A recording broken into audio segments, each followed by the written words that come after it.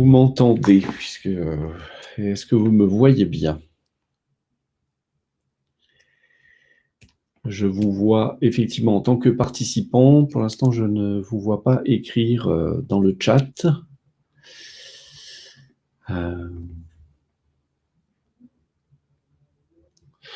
Bonjour. Bonjour Aïda. Oui, bonjour. Et tout se passe bien, bon, très bien.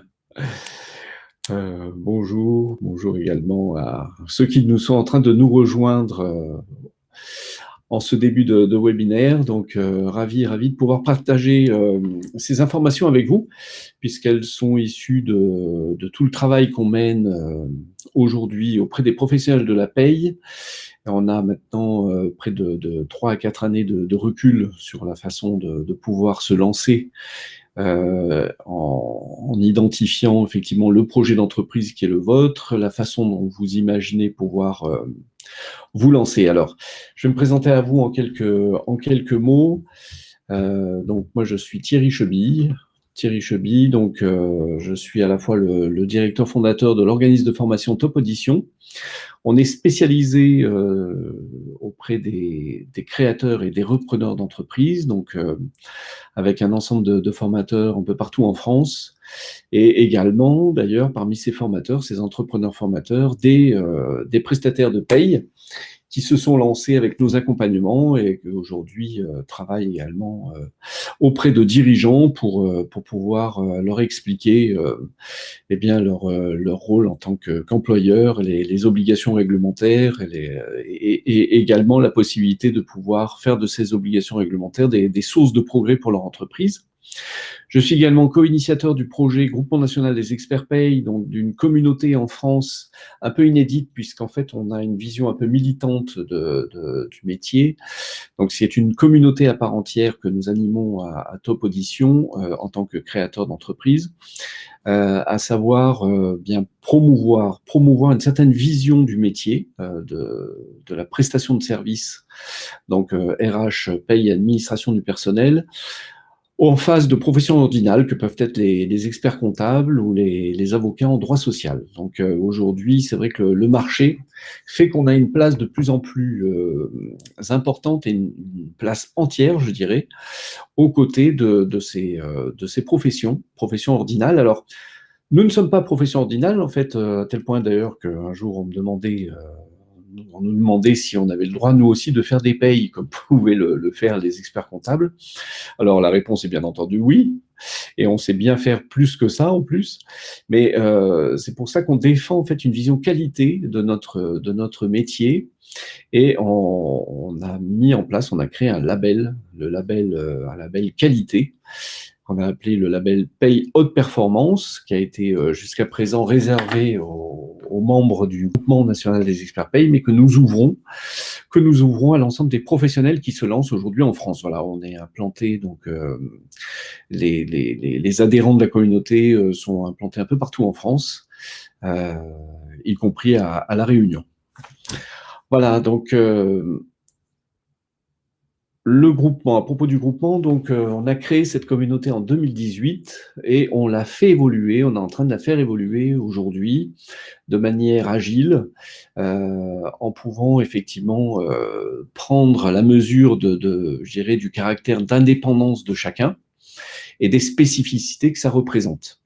Donc je reviendrai un peu sur la vie du groupement et aujourd'hui ce que la communauté, effectivement, comment la communauté s'organise de façon à pouvoir bien être plus fort ensemble, plus fort que ce soit en termes de backup, par exemple, des choses très techniques, mais également aussi de pouvoir partager au quotidien, en fait, bien des différents sujets qui sont liés à la fois, je dirais, au métier de la paye et de la gestion sociale, mais aussi au marché, à la dimension marketing, commerciale, managériale, les équipements également, le choix des équipements, des outils, des logiciels, puisque en fait on va on fait en sorte d'avoir des économies d'échelle. Par exemple, certains des membres de la communauté sont porteurs, par exemple, du Navis, des éditions Francis Lefebvre, avec des connexions du coup partagées. On retrouve la même chose sur Cégide, également sur la façon de pouvoir travailler de manière agile avec Silae, etc., etc. Donc, cette communauté a pour vision, d'une part, de défendre une certaine posture de la profession, mais également de pouvoir de gagner en efficacité sur différents sujets. Alors, en fait, partager avec vous aujourd'hui, comme je le fais d'ailleurs à peu près tous les 2 mois, parce que c'est important aujourd'hui en France, on a une convergence à la fois des évolutions réglementaires, en fait, qui font que les experts comptables, aujourd'hui, le pôle social est plutôt quelque chose qui pourrait parfois un peu les sortir de ce qu'ils estiment être leur cœur de métier, à savoir la comptabilité, la gestion juridique également, le juridique et voire la fiscalité.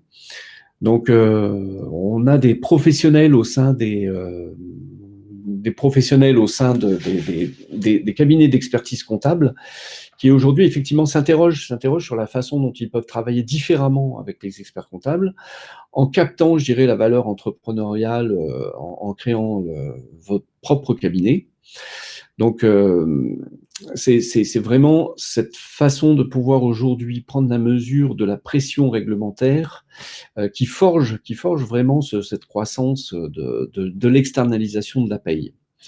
On a par ailleurs une évolution technologique très forte, des évolutions technologiques très fortes qui font que aujourd'hui, lorsque vous regardez la dématérialisation de l'activité, lorsque vous regardez la capacité à pouvoir travailler en ligne avec des clients, la façon de pouvoir mettre en place des applications collaboratives de type SIRH qui vont faire que non seulement vous allez pouvoir avoir une navette fiabilisée, puisqu'on va avoir une saisie finalement des EVP, qui est des éléments variables de paye qui sont effectivement générés, saisis par le client, mais en même temps on va pouvoir contribuer en fait en tant que professionnel, on va pouvoir contribuer en fait à l'amélioration et à l'optimisation de process RH à travers des applications de gestion des congés, des absences, de gestion des temps, des activités, etc.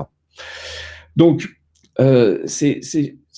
quand on parle des accompagnements des professionnels, c'est un peu tout ce recul que nous avons aujourd'hui sur le marché français de l'externalisation de la paie et de l'administration du personnel, qui fait que réellement, nous pouvons, nous, professionnels de la paie, pouvoir capter, bien, je dirais, ce que ces forces aujourd'hui en présence génèrent comme type de création de valeur. Donc, comme je vous le disais, on a à la fois une évolution réglementaire, on a des évolutions réglementaires, on a des évolutions technologiques, et puis on a des évolutions marketing. Marketing parce qu'aujourd'hui, le dirigeant, il cherche réellement de l'accompagnement, le dirigeant d'entreprise. Et quand on regarde tout le contexte, là, depuis maintenant un peu plus d'1 an, on va fêter les 1 an malheureusement, un triste anniversaire, mais les 1 an de la crise sanitaire, en fait, aujourd'hui, quand vous regardez les coups de fil qui sont passés par les dirigeants auprès des cabinets d'expertise comptable, ça concerne particulièrement les questions portant sur le social. Et ça bouge tous les jours, on va le voir, là, il y a encore des modifications qui vont s'opérer, donc avec des décrets, avec aujourd'hui la veille portant sur l'ensemble de ces aménagements représente plusieurs heures par semaine pour des professionnels comme nous, donc c'est pour ça qu'on partage d'ailleurs au sein de la communauté sur l'ensemble des sujets. Donc, aujourd'hui, c'est vrai qu'on se trouve sur quelque chose d'assez inédit, finalement, sur le marché français, c'est de retrouver un secteur d'activité complet qui est en train d'émerger, de se structurer, aux côtés de professions comme les experts comptables et les avocats en droit social. Donc, se lancer en bénéficiant des accompagnements de professionnels, pourquoi ? Parce qu'en fait,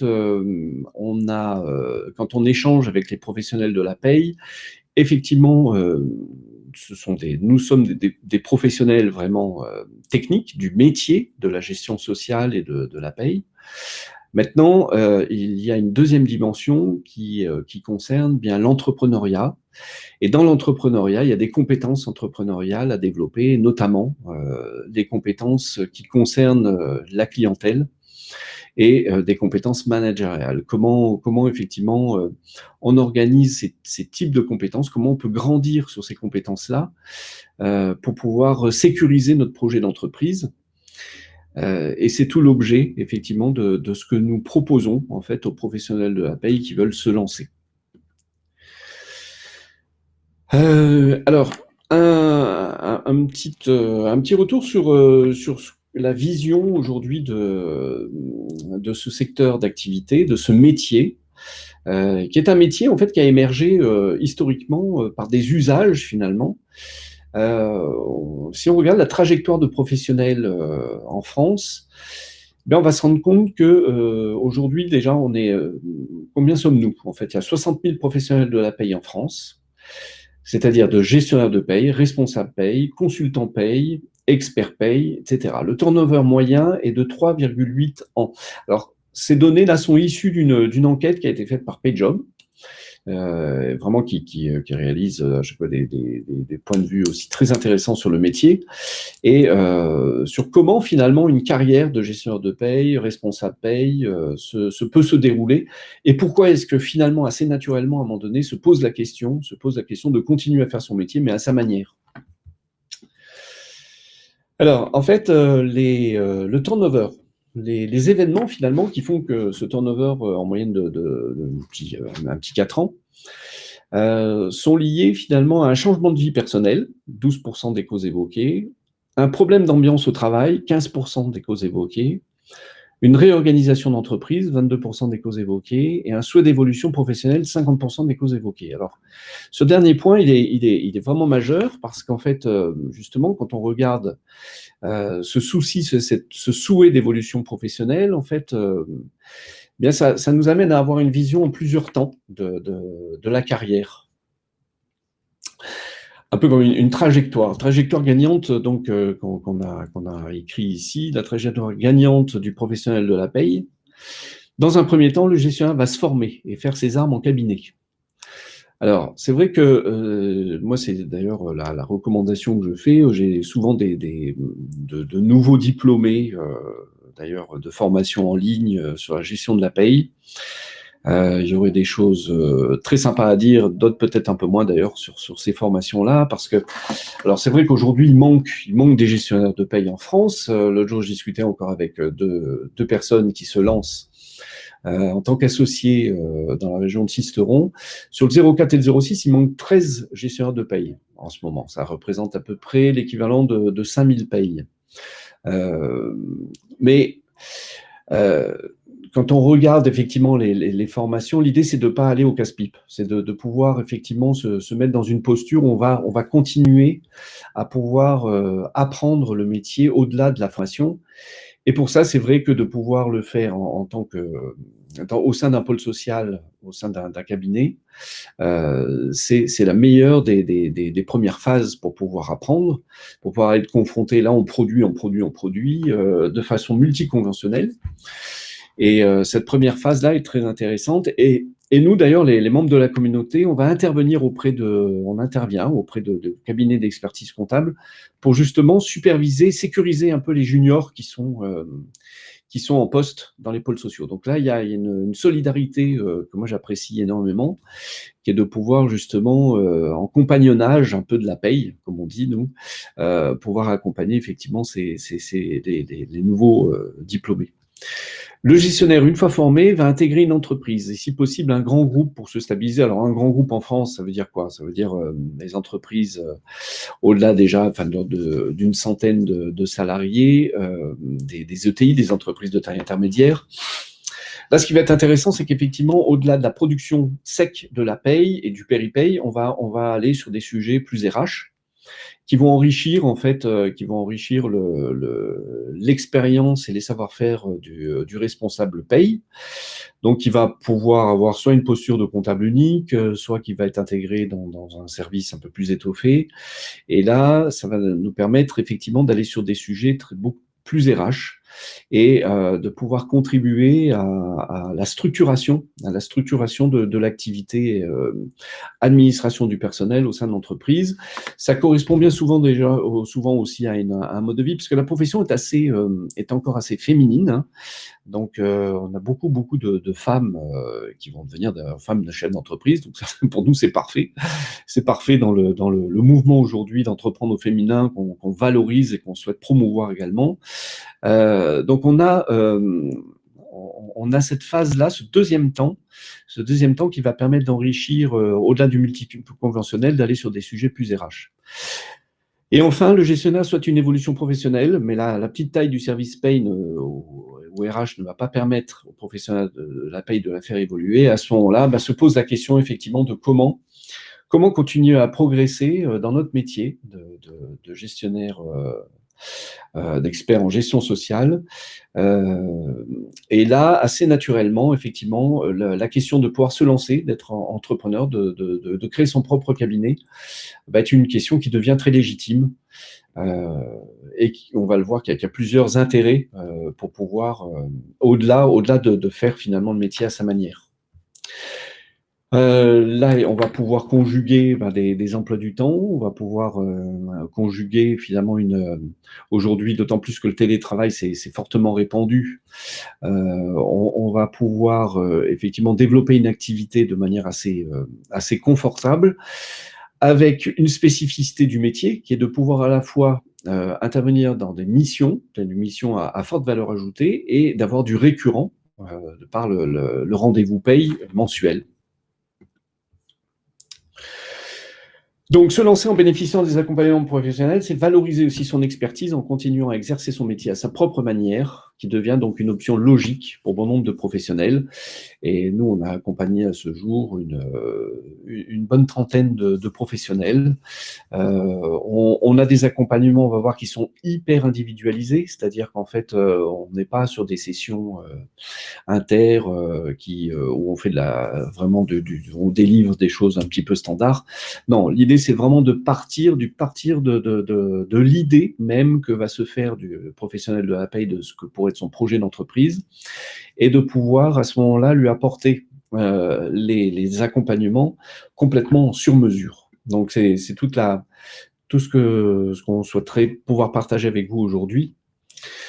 Donc il y a plusieurs façons, plusieurs questions souvent qu'on me pose, hein, en fait, sur comment se lancer le plus sereinement possible, comment trouver des clients, quelle organisation mettre en place, comment financer, quelle solution, quel logiciel, quelles ressources clés on va pouvoir choisir. Aujourd'hui, on a un peu des incontournables sur le marché, mais les questions se posent malgré tout, parce que ça bouge assez vite. Vous avez tous entendu parler sans doute forcément de Silae, de Payfit, de Nibelis, sans doute, d'acteurs comme ça, d'opérateurs comme ça, qui sont un petit peu comme des phares dans la façon d'appréhender le marché.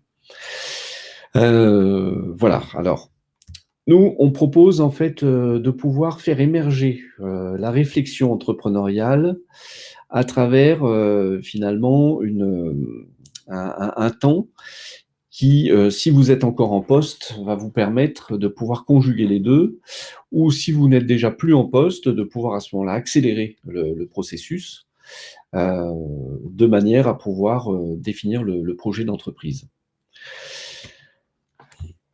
Est-ce que vous avez des questions à ce sujet-là, sur déjà les constats que je partageais avec vous? Je vais peut-être un peu vite, mais comme on se donne un temps imparti. Alors, vous avez la possibilité de toute façon de prendre rendez-vous avec nous. Vous avez vu que vous avez un bouton « Prendre rendez-vous ». Cliquez ici et à ce moment-là, vous avez des créneaux horaires qui vous sont proposés, de manière à ce que si vous avez des questions à me poser de manière un peu plus intime, je dirais, sur ce qui fait votre questionnement, on se fera un plaisir de pouvoir y répondre sans aucun engagement, parce que franchement, notre job, c'est de pouvoir être le plus utile possible aux professionnels de la paye et de l'administration du personnel. Donc voilà, et même de vous mettre en rapport après avec des professionnels de la communauté. Alors, si vous n'avez pas de questions à ce stade-là, vous précisez justement le processus un petit peu de conception du projet entrepreneurial qu'on a intitulé le side project. En fait, c'est le projet un petit peu en parallèle. C'est une méthode qui permet de préparer son projet sans faire le grand saut tout de suite.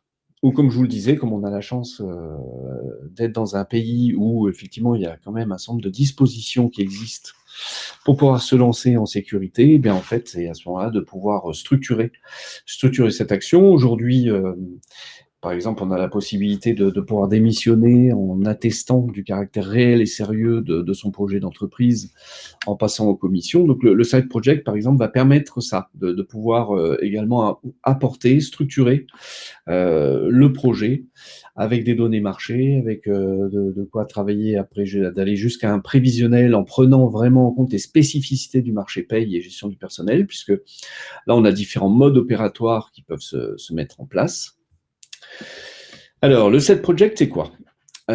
C'est définir des projets entrepreneuriaux menés en parallèle des activités de leurs créateurs. Selon les âges et les situations professionnelles ou financières de chacun, il est possible que vous ayez en ce moment même un emploi, que vous soyez en études supérieures. Il peut alors paraître risqué de faire tomber un CDI, des études, etc., pour se consacrer à un projet qui n'engendrera pas forcément de bénéfices avant un certain temps. Alors, d'une part, le certain temps, on a déjà, nous, on a de la vision, on a de la visibilité sur le temps qu'il nous faut pour faire émerger du revenu lorsqu'on se lance en tant que prestataire HR-Pay. Donc ça, c'est un gros avantage, c'est qu'on sait à peu près le temps que ça va nous prendre. Là, on est dans une période de l'année qui est optimum, justement, pour pouvoir commencer à y réfléchir, puisque ça va nous permettre de nous préparer pour pouvoir arriver à un temps où, arriver avant la fin de l'été, là, on va avoir des possibilités, justement, des créneaux, des fenêtres de tir pour lancer l'activité. Comment sécuriser son projet, la méthode Side Project? Alors, là, on a une petite présentation qui nous dit qu'effectivement, c'est comment est-ce qu'on va optimiser son temps? Et là, c'est surtout comment est-ce qu'on peut mettre en place à son rythme. Aujourd'hui, par exemple, nous accompagnons des professionnels qui sont effectivement encore en poste et on va avoir des séances de travail qui vont être des séances de travail en visioconférence ça va être toutes les semaines ou tous les 15 jours, voire toutes les 3 semaines, selon les possibilités de capital temps dont vous disposez. Ce sont des sessions de 2 heures et qui vont permettre effectivement, pas à pas, en partant d'une part d'un entretien pour vraiment comprendre quels sont vos objectifs opérationnels, et ensuite de pouvoir construire, de travailler sur le business model, par exemple, le modèle économique, travailler sur l'offre tarifée. Aujourd'hui, l'offre tarifée au bulletin de salaire, qu'est-ce qu'on met dans le bulletin de salaire, qu'est-ce qu'on met dans le péripaye, comment on tarife le péripaye. Ensuite, est-ce qu'il y a des services qu'on va pouvoir développer, des packs qu'on va développer, qui vont nous permettre d'adresser des formules, gérer des formules tarifaires auprès de profils clients. Comment est-ce qu'on va travailler à la fois auprès de clients directs et dans quel secteur d'activité, etc., etc. Ce sont autant de questions qu'on va se poser à ce moment-là, qu'il faut se poser si vous souhaitez vous lancer. Et les trois niveaux de réponse et de questions en fait, qu'on aborde sont les suivants. D'une part, la posture potentielle du dirigeant. Et là, on a au sein de la communauté et au sein de Top Audition, on a des coachs en reconversion professionnelle qui vont lors d'un entretien, bien évaluer ensemble les compétences entrepreneuriales que vous pourriez déjà avoir, quelle est l'image que vous faites de vous-même en tant que dirigeant. Moi, j'entends souvent des professionnels qui disent bon, il va s'agir de se vendre. Alors non, stop. La bonne nouvelle, c'est qu'on ne se vend pas. Au contraire, on va vendre, on va faire en sorte de faire acheter une offre. Et c'est tout le travail justement à bien faire sur le deuxième point, qui est quelle offre commerciale pour quel type de client vous pourrez porter sur le marché. Parce que vous pourrez très bien faire le choix soit de vous adresser presque exclusivement à des experts comptables, qui en auront bien besoin, de pouvoir les aider à pouvoir faire de leur pôle social un centre de profit à part entière. Et là, il y a plusieurs postures possibles, d'être soit en sous-traitance de l'expert comptable, soit d'être en co-traitance, soit de fonctionner en marque blanche, hein, c'est-à-dire effectivement vous portez l'enseigne du cabinet, soit de pouvoir être affiché aux côtés du cabinet, de fonctionner en centre de services partagés, en CSP. Donc ça, ce sont des méthodes et ce sont des process à mettre en place avec des activités clés pour justement pouvoir vous adresser plusieurs experts comptables pour lesquels vous travaillerez. Et là, quel que soit le moment de l'année dans lequel vous allez vous lancer, ben, en fait, vous allez trouver des clients parce qu'il y a des demandes à ce niveau-là. Par contre, l'idée, c'est de pouvoir bien réfléchir d'abord à la façon de structurer l'offre à destination des experts comptables, de façon à ce que vous soyez vraiment dans une relation plus égalitaire, de manière à ce qu'on soit vraiment d'entrepreneur à entrepreneur, pour le plus grand bénéfice du client final, c'est-à-dire du dirigeant, lui, de TPME, qui va rechercher justement de pouvoir avancer en concert sur la partie comptable, la partie sociale, la partie juridique, de manière à pouvoir, lui, se concentrer sur son activité d'entreprise. Donc, travailler sur la posture, travaillons sur la posture pour gagner en confiance et s'éloigner du salariat. Parce qu'on nous forme depuis tout petit à être des salariés, en fait. Hein. Moi, c'est ce que je me dis souvent. Personnellement, je n'ai jamais connu le salariat, puisqu'en fait, en dernière année d'école d'ingénieur, j'ai créé mon entreprise et différentes entreprises du reste, et aujourd'hui que j'anime, que je continue de développer. Et je me rends compte que finalement, on nous apprend à vendre du temps. Le contrat de travail, c'est du temps, finalement, 35, 39 heures, pendant lequel on met en œuvre des compétences. Quand on devient entrepreneur, eh bien, on s'affranchit de ça. En fait, on se pose la question de quelle est la valeur, qu'est-ce que je vends? Qu'est-ce que je vends finalement à mon client? Et on va tout vendre sauf du temps, en fait. Sauf si on aborde par exemple du temps partagé ou des modèles économiques où là effectivement le temps revient dedans. Mais en fait, si on veut vraiment gagner en productivité, si on veut vraiment être dans une posture vraiment d'entrepreneur, on va vendre véritablement de la solution. On va vendre des solutions. Aujourd'hui, en plus, avec le digital, on va vendre des services qui peuvent être ouverts 7 sur 7, 24/24, sans que nous, on se transforme nous-mêmes par rapport à ces exigences qu'on mettrait en place. Donc, on va vraiment, cette posture, la posture potentielle de dirigeant à SharePay, c'est vraiment de travailler comment on s'affranchit de la posture salariale pour rentrer dans une posture entrepreneuriale. Et encore avant, la semaine dernière, en accompagnant des professionnels qui se lancent, me disaient à quel point vraiment on est formaté sur ces points-là. Donc, l'offre commerciale, troisième point. Et le troisième point, c'est le plan d'action enclenché pour concrétiser le lancement de son activité en trouvant son premier client. C'est-à-dire quel premier client on va signer, comment on négocie, comment on peut faire en sorte de vendre au juste prix, comment on conserve ses marges, etc., etc. Donc là, on va également faire du training d'entretien de vente. On va faire du training de négociation. On va vraiment faire en sorte que bien la valeur créée soit partagée entre le client et nous, et pas captée uniquement par le client. Donc, ce plan d'action, c'est quoi? Ça consiste en quoi? Ça consiste à voir comment on va organiser la montée de l'activité, la montée en charge de l'activité. Par quoi on va démarrer? Parce que si on fait un rythme d'acquisition du portefeuille paye qu'on va mettre en place, selon quel rythme et selon quel profil client, puisqu'on aura défini le profil de client.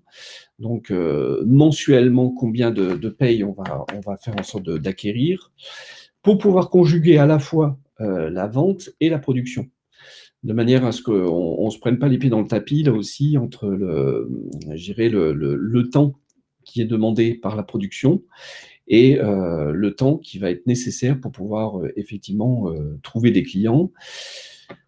Nous, on a défini au sein de la communauté des méthodes commerciales qui nous évitent de nous transformer en femmes et en hommes sandwich, puisque ça se saurait si on était des commerciaux.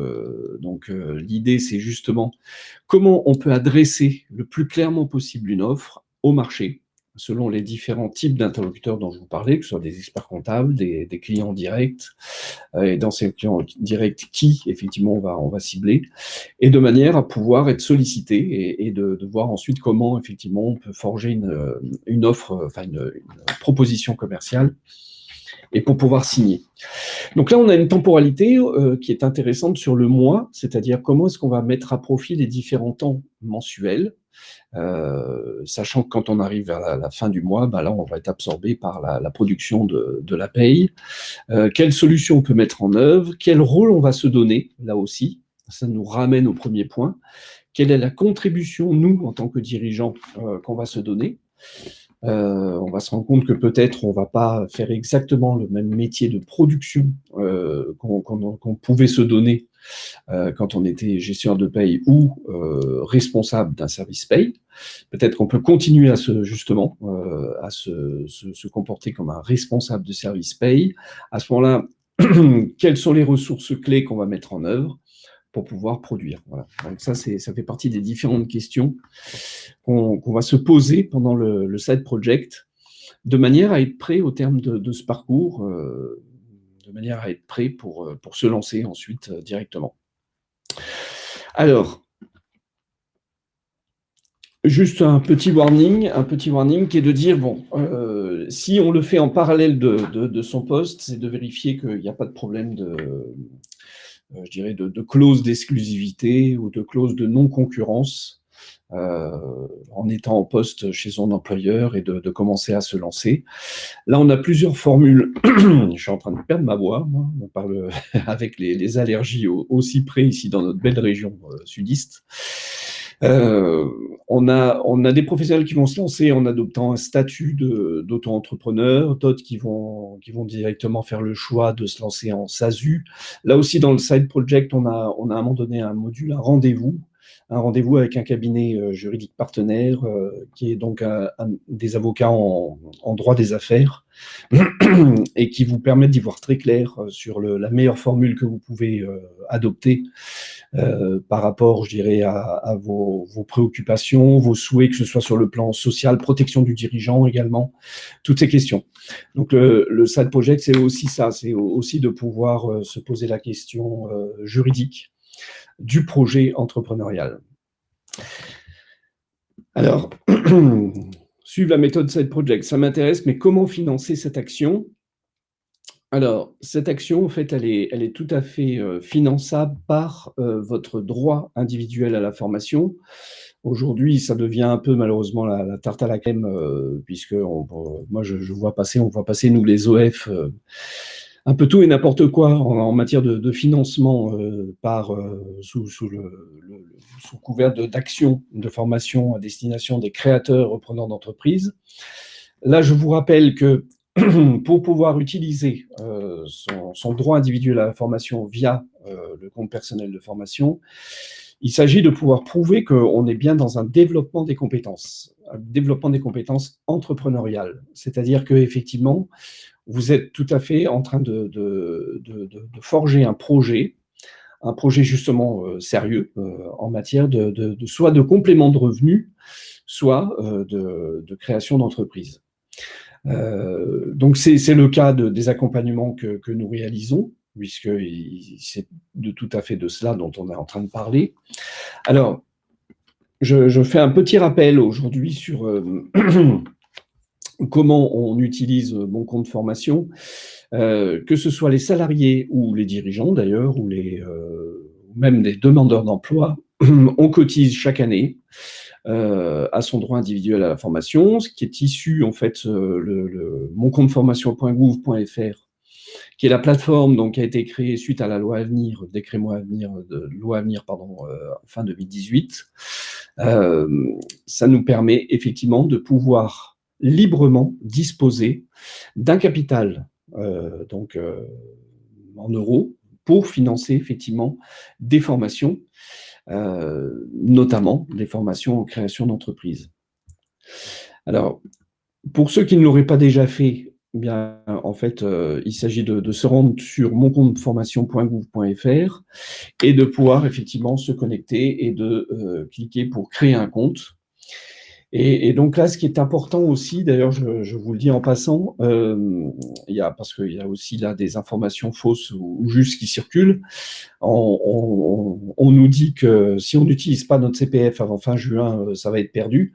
C'est tout à fait faux. Ce dont on parle, en fait, c'est qu'avant fin juin, il faut que vous ayez téléchargé l'attestation employeur qui prouve effectivement les heures de l'ancien DIF, de l'ancien droit individuel à la formation, les heures qui ont été acquises.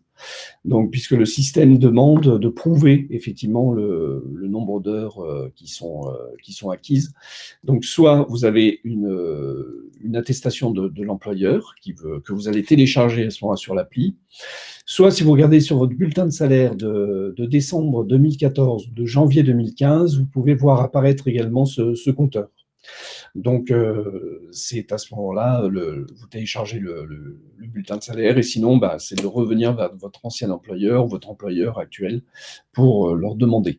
Voilà. Et à ce moment-là, vous pourrez ainsi capitaliser l'intégralité de vos droits individuels à la formation.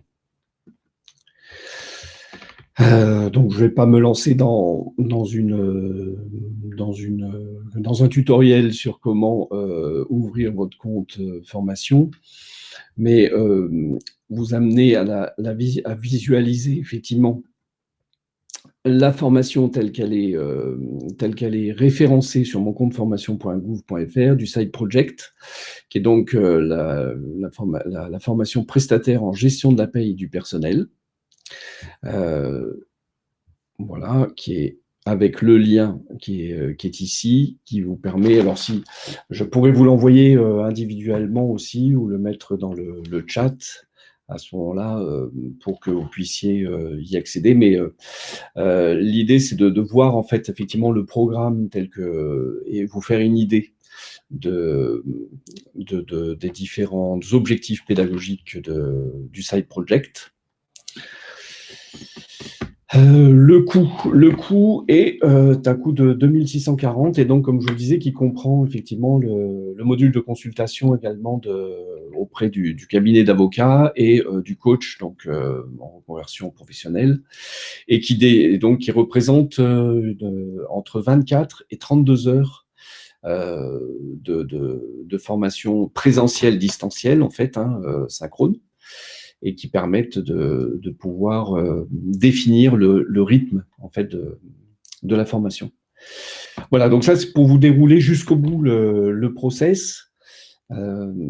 Maintenant, peut-être répondre à des questions sur aujourd'hui la façon de se lancer sur le marché et savoir par rapport à je dirais les opportunités commerciales dont on peut bénéficier aujourd'hui.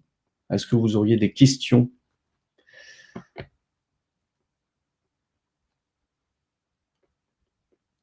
L'exercice du webinaire est toujours un peu particulier parce que comme on ne peut pas se parler de vive voix, en fait, voilà, c'est effectivement...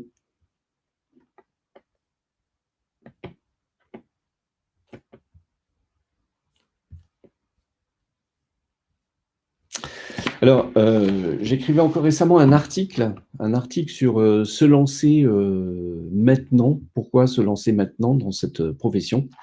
Pourquoi justement organiser sa création d'entreprise sans attendre, parce que à chaque fois que j'échange sur LinkedIn, par exemple, avec des professionnels, je vais avoir des personnes qui me disent, oui, je suis en train d'y réfléchir, mais en fait, je me donne encore un certain temps, je vais voir un peu comment je pourrais me sentir prêt, etc.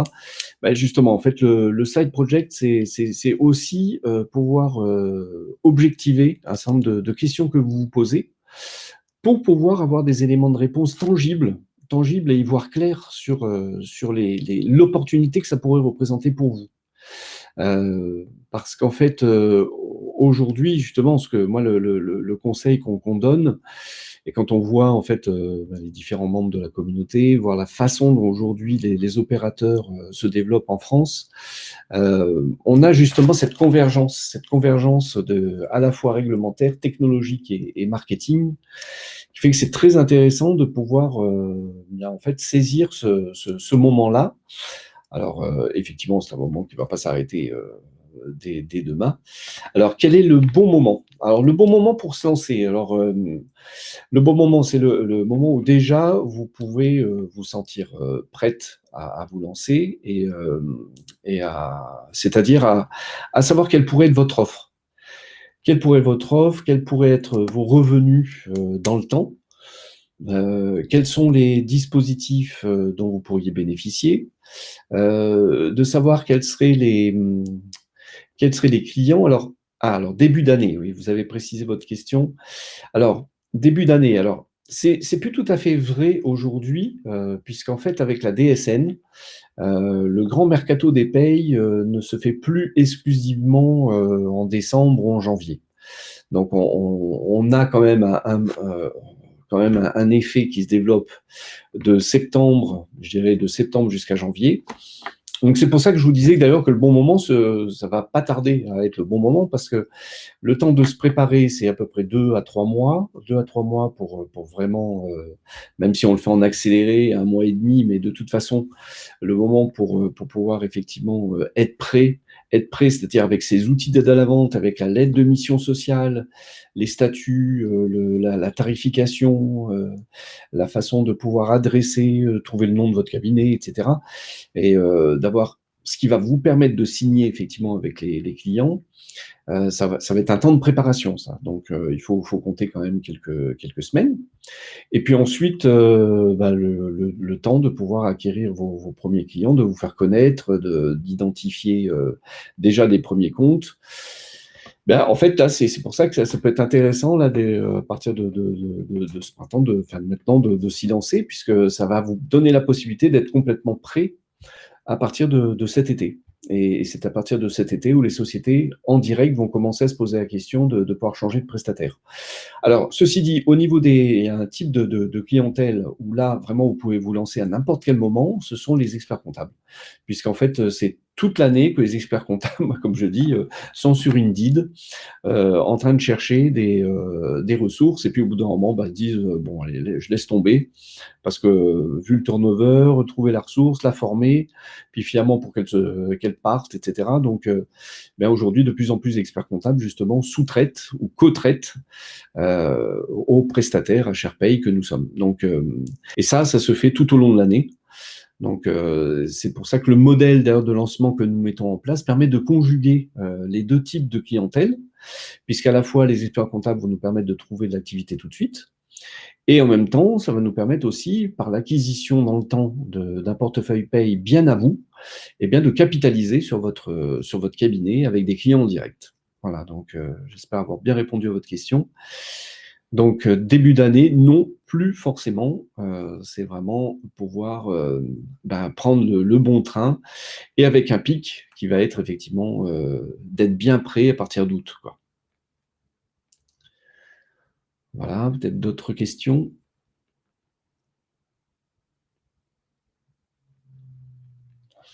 En tout cas, je suis ravi de voir un peu tous les professionnels qui participent là, pendant qu'on participe à ce webinaire. Alors certains nous ont rejoints en cours de route, donc un replay qui existera, qui va exister, puisque la plateforme enregistre l'intervention. Et puis, comme je vous le disais, la possibilité aussi de pouvoir échanger vraiment de manière individuelle, de manière à voir un peu si, par rapport à la situation qui est la vôtre aujourd'hui, quelle serait l'opportunité? Est-ce que on pourrait être ressource pour vous ou pas? Là, voilà, nous, on est vraiment à votre service sur la façon de pouvoir imaginer ce que pourrait être votre projet entrepreneurial.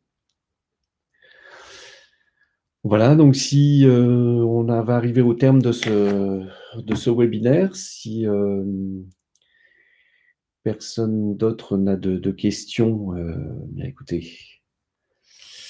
Ah, alors je vois une dernière question. En fait, quel est le logiciel le plus adapté? Alors, nous, on a une vision qu'on veut être la plus, bien sûr, la plus impartiale qui soit, puisqu'on n'est pas du tout avec des éditeurs de logiciels.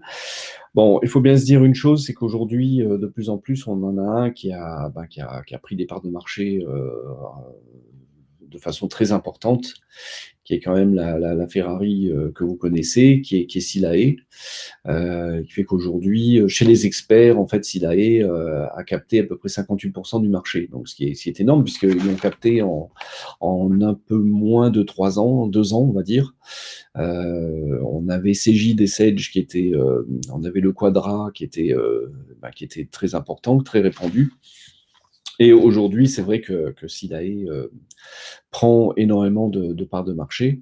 C'est vrai qu'il y a beaucoup d'atouts pour Silae, par exemple, notamment quand on se lance, c'est d'avoir un modèle de facturation au bulletin et au dossier, ce qui fait que lorsqu'on se lance au départ, il n'y a pas de facturation de la part de l'éditeur. Par contre, ensuite, le revers de la médaille, c'est que l'éditeur capte quand même une valeur importante du bulletin de salaire, puisque le modèle économique fait qu'on y laisse à peu près un peu plus de 4 euros, voire même plus si on a des dossiers, ce qui peut se faire, hein, un dossier avec une seule paye, par exemple, entre le coût de facturation du dossier et le coût du salaire, ça va être très, très, très élevé. Alors, est-ce que Silae fait des formations aux auto-entrepreneurs? Oui, bien sûr. Silae, en fait, Silae ne fait pas de formation. Silae ne distribue le logiciel qu'à des experts, c'est-à-dire des personnes qui sont des gestionnaires comme nous. Et voilà. Alors, par contre, via le CPF, non. Non, parce qu'en fait, là, on est sur... je crois pas, en tout cas. Faut à vérifier. Mais dans ce que j'ai pu voir, c'est pas forcément éligible. Je note la question, parce que ça me permettra d'y répondre à l'avenir. Mais a priori, non. Voilà, donc au sein de la communauté, en plus, ce qui est intéressant, c'est que dans un premier temps, on peut avoir justement, nous, on a un centre de professionnels qui travaillent via Silae, on a des professionnels qui travaillent via Cegid, via également Sage, mais un peu moins, d'autres logiciels qui sont plus spécifiques aussi à des conventions de collectives différentes, donc qui sont pointues par certaines conventions collectives. Parce qu'attention, voilà, nous, on n'est pas une profession de presse-bouton. Notre vision, hein, c'est d'être tout sauf des presse-boutons. L'idée, c'est de pouvoir justement se consacrer ensuite à l'accompagnement et au conseil. Et donc de pouvoir être en mesure à chaque fois de voir ce que le système pond comme bulletin de salaire, de pouvoir être en mesure de détecter des anomalies ou des erreurs. Alors, on me pose la question de quel est le coût. Je vous le disais, c'est un coût en fait variable au bulletin de salaire en fait et au dossier. Il y a même une petite partie à la DSN. En fait, là, je vous invite à rentrer en contact directement avec l'éditeur, puisque nous ne sommes pas ambassadeurs de l'éditeur en question. Mais voilà. Et n'oubliez pas qu'il y a également d'autres ressources clés que le logiciel. Se poser la question justement sur des ressources commerciales, sur des ressources marketing, des ressources juridiques. Donc prenez vraiment la mesure. Aujourd'hui, une entreprise qui réussit en France, c'est une entreprise qui est équilibrée sur 3 types de valeurs, qui est la valeur technique, c'est-à-dire la valeur du métier, la valeur commerciale, c'est-à-dire la capacité à comprendre les enjeux de notre client, et c'est tout le travail qu'on mène ensemble d'ailleurs sur l'offre. C'est-à-dire qu'on ne vend pas du bulletin de salaire, on vend du climat social, par exemple, on vend de la sécurisation, de l'optimisation, de la maîtrise des coûts, on va vendre ce qu'attend le dirigeant, en fait. Il attend, lui, le dirigeant d'entreprise, il identifie constamment les ressources qui vont pouvoir l'aider à développer son activité et à maîtriser ses coûts et à être conforme, donc et être sécurisé. Donc c'est vraiment de réfléchir aussi sur l'ensemble du modèle économique de l'activité que vous lancerez, à savoir justement quelle est la relation client que vous allez mettre en place, comment vous allez gérer cette relation client, comment vous allez la faire grandir, comment vous allez pouvoir exprimer ainsi l'ensemble de vos compétences, de vos expertises, et de ne pas vous cantonner finalement à un petit bout de la lorgnette, parce que sinon, en ce moment, il n'y a pas grand intérêt non plus de vous lancer. Donc, comment vous allez effectivement ouvrir sur l'ensemble des possibles. Donc, valeur technique, valeur commerciale et valeur managériale. Valeur managériale, c'est justement que dans tout outil que vous choisirez, il y a une idéologie. On parlait de Silae ou de Sage, par exemple, sur le logiciel de paye. Ce ne sont pas les mêmes idéologies qui sont derrière, sur la façon de capter la valeur. On parlait de moteurs de paye demain, que peuvent être des listos, des émergents, des opérateurs émergents. On parlait de Payfit, parce que ça tourne vite. Donc aujourd'hui, c'est vrai que c'est peut-être Silae, mais demain, ça va être autre chose. Donc, c'est d'avoir toujours cet arbitrage qui vous appartiendra dans les outils que vous allez mettre en œuvre et en place. Donc, ces ressources clés doivent correspondre à votre offre. Qu'est-ce que vous allez effectivement proposer au marché? Est-ce que vous allez vous spécialiser sur certaines prestations? Et à ce moment-là, par exemple, on parlait d'audit il y a quelques jours. Si on fait de l'audit paye ou de l'audit social, qui sont des bonnes portes d'entrée, par exemple, pour pouvoir capter le marché, eh bien, comment vous allez gagner en productivité? Comment vous allez sécuriser votre activité sur cette activité d'audit, par exemple? La formation aussi. La formation, pour être dans une posture de supervision et de compagnon de la paye auprès de comptables uniques de société, par exemple, ou d'assistance de direction, etc. Donc là aussi, qu'est-ce qu'on va mettre en place comme outil? Donc de ne pas regarder uniquement le logiciel de paye, mais d'avoir une vision vraiment, de prendre de la hauteur et d'être sur une vision un peu plus d'ensemble, de pouvoir faire de la veille également pour vos clients, pour faire en sorte qu'ils soient en conformité à chaque fois. Ça aussi, c'est une activité clé, la veille. Donc, qu'est-ce que vous allez mettre en place? Est-ce qu'on a des différents, là aussi, prestataires? Ça va de RF Pay, des éditions législatives, les éditions Francis Lefebvre, etc., etc.